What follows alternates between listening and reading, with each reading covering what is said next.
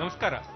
ನಿಮ್ ತಾತ ಮಾರ್ತಾಂಡವ್ರ ಬಗ್ಗೆ ಕೇಳಿದ್ದೆ, ಆದ್ರೆ ನಿಮ್ಮನ್ನ ನೋಡಿದ್ರೆ ಹಾಗನ್ಸಲ್ವಲ್ಲ. ನಮ್ ತಾತ ಮಾರ್ತಾಂಡ ಅವರಲ್ಲ, ನಮ್ ತಾತ ಕೃಷ್ಣಮೂರ್ತಿ ಅಂತ. ಅಂದ್ರೆ ನೀವು ಕೇಶವನಾಥರಲ್ವಾ? ಅಲ್ಲ. ಮತ್ತೆ ಪೂಜಾರು ಹಿಂದ್ಗಡೆ ಕೈ ಕಟ್ಕೊಂಡಿರ್ತಾರಲ್ಲ, ಅವರೇ ಅಂದ್ರು. ಓ, ನಿಮ್ಗೆಲ್ಲೋ ತಪ್ಪು ಕಲ್ಪನೆ ಆಗಿರ್ಬೇಕು.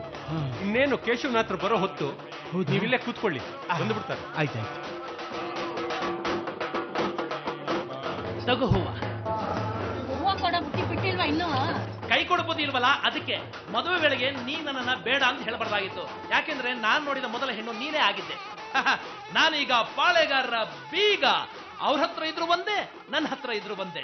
ನಾನೀಗ ಪಾಳೆಗಾರ ಮಹಾಬಲ. ಯಾರು ಮದುವೆ ಆಗ್ತಾರೆ? ದುರ್ಯೋಧನ ಮದುವೆ ಆಗಿರ್ಲಿಲ್ವಾ? ಹವ್ಯಾಸ ಮುಖ್ಯ ಅಲ್ಲ, ಪರಾಕ್ರಮ. ಸ್ವಾಭಿಮಾನದ ನಲ್ಲೇ ಸಾಕು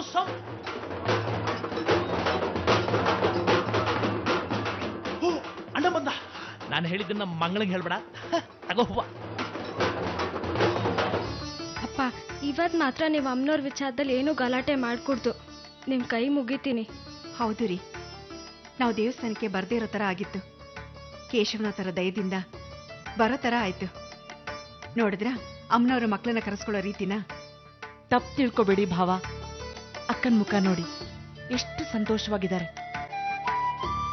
ಅಮ್ಮನವ್ರ ದೇವಸ್ಥಾನಕ್ಕೆ ಬರ್ತಿದ್ದ ಹಾಗೆ ಈ ಕಳೆ ಬಂದಿದೆ. ಅಕ್ಕನ ಕಣ್ಣೋಗಿ 3 ತಿಂಗಳಾಯ್ತು. ಈ ನಗು ನೋಡಿ 3 ತಿಂಗಳಾಯ್ತು. ತುಂಬಾ ದಿನದ ನಂತರ ನಗ್ತಿದ್ದಾರೆ ಭಾವ. ಚಿವುಟಬೇಡಿ. ನಾನು ನಿಂತಿದ್ದ ಅದಕ್ಕಲ್ಲ ಮಂಗಳ.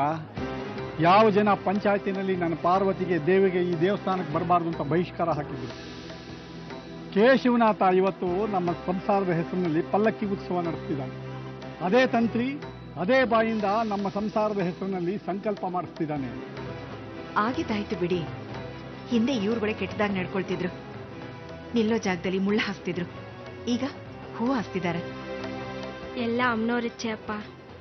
ಅಲ್ಲ, ನನ್ನ ಪ್ರಾಮಾಣಿಕತೆ ಮತ್ತು ಧೈರ್ಯ. ಅದರಿಂದ ಇವತ್ತು ಸನ್ಮಾನ. ನಿಮ್ಮ ಅಮ್ಮನವ್ರಿಗೆ ನಾಚಿಕೆ ಆಗಬೇಕು. ನನ್ನ ಹೆಸರಿನಲ್ಲಿ ಇವತ್ತು ಪಲ್ಲಕ್ಕಿ ಉತ್ಸವ ಮಾಡಿಸ್ಕೊತಿದ್ದಾರೆ. ಮಾತು ಬೆಳ್ಳಿ, ಮೌನ ಬಂಗಾರ. ನಿಂಗೆ ಬೆಳ್ಳಿ ಬೇಕೋ ಬಂಗಾರ ಬೇಕೋ? ಮಾತೇ ಮುತ್ತು, ಮೌನವೇ ಮಾಣಿಕ್ಯ. ನಿಂಗೆ ಮುತ್ತು ಬೇಕೋ ಅಥವಾ ಆದಿಶೇಷನ ತಿರುಗೋ ಮಾಣಿಕ್ಯ ಬೇಕೋ? ಆಯ್ಕೆ ನಿಮ್ಮದು, ಸರ್ವ ಸಾಮರ್ಥ್ಯ ನಮ್ಮದು. ಮಾತಿಗಿಂತ ಮಾತು ಬೇಡ, ಪೂಜೆ ಮಾಡ ಬನ್ನಿ.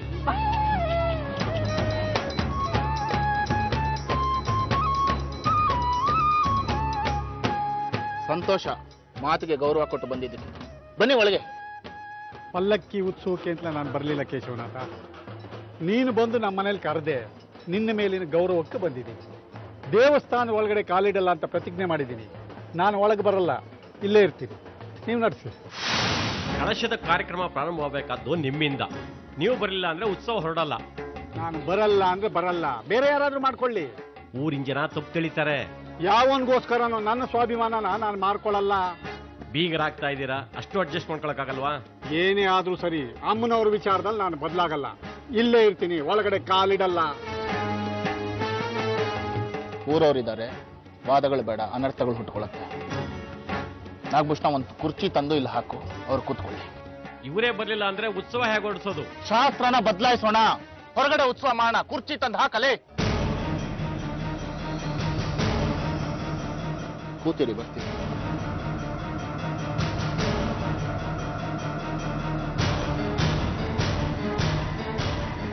दारिद्रासे नमः वेदपुष्करणे नमः शान्ताय नमः शुक्लमाल्याम्बरे नमः श्रिये नमः भास्कर्ये नमः बिल्वल्याय नमः वरारोहाय नमः यशस्विने नमः सुन्दराय नमः वदराङ्गाय नमः रण्ये नमः. ಅಂದ್ರೆ ನಿಮ್ಮ ಪ್ರಕಾರ ಸದಾಶಿವಯ್ಯನೇ ಕದ್ದಿರೋ ಸಾಧ್ಯತೆ ಹೆಚ್ಚು? ಸಾಧ್ಯತೆ ಅಲ್ಲ ಸ್ವಾಮಿ, ಕದ್ದಿರೋನು ಅವನೇ. ಚಳಿ ಆದ್ಮೇಲೆ ಮಳೆ, ಆಮೇಲೆ ಬಿಸಿಲು. ಚಕ್ರ ತಿರುಗ್ತಾ ಇರುತ್ತೆ. ಕೆಳಗೆ ಬಿದ್ದಿದ್ದ ಅಂದ್ರೆ ಆಮೇಲೆ ಮೇಲೆ ಎದ್ದೇ ಹೇಳ್ತಾನೆ ಅಂತಲೇ ಅರ್ಥ ಅಲ್ವಾ ನಾಗಭೂಷಣ? ಕೋರ್ಟಲ್ಲಿ ಕಳ್ಳ ಅಂದಿದ್ದೆ ನನ್ನ.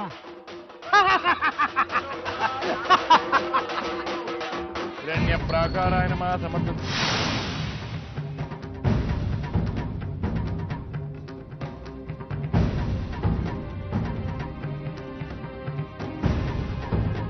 ಇದು ಯಾಕೆ ಅಲ್ವಾ ಸದಾಶಿವ ಒಂದು? ಎಲ್ಲದಕ್ಕೂ ನೀವೇ ತಲೆ ಬಾಕಬೇಕದನಿ. ನೀವಿ ಬಾಗೋದು ನನಗಿಷ್ಟ ಆಗಲ್ಲ. ಇನ್ನೇನು ಗಲಾಟೆ ಮಾಡ್ಕೋಬೇಕಿತ್ತನಲ್ಲಿ ಊರವ್ರೆಲ್ಲ ಸೇರಿದಾರೋ.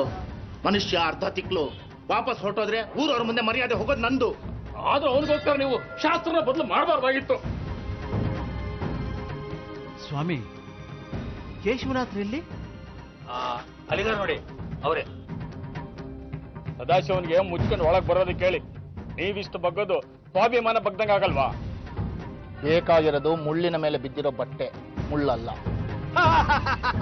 33 ಕೋಟಿ ದೇವತೆಗಳಿದ್ದರೂ ಮೊದಲ ಪೂಜೆ ಗಣೇಶನ್ಗೆ. ನಮಗೆ ಸೋಲಿಲ್ಲ.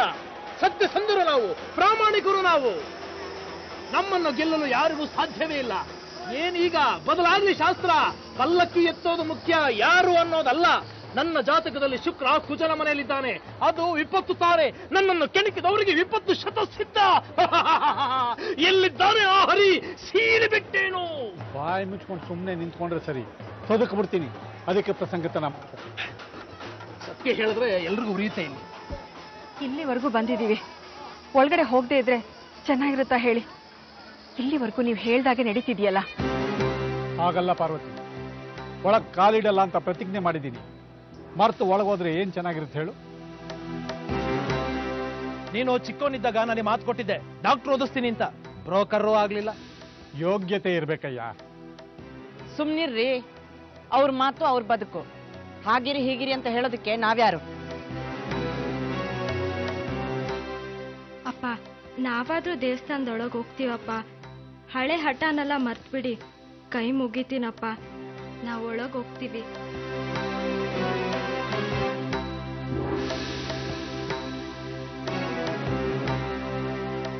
ಆಯ್ತು, ನಿಮ್ಮಿಷ್ಟ. ಹೋಗಿ ಒಳಗೆ, ನಾನು ಬರಲ್ಲ.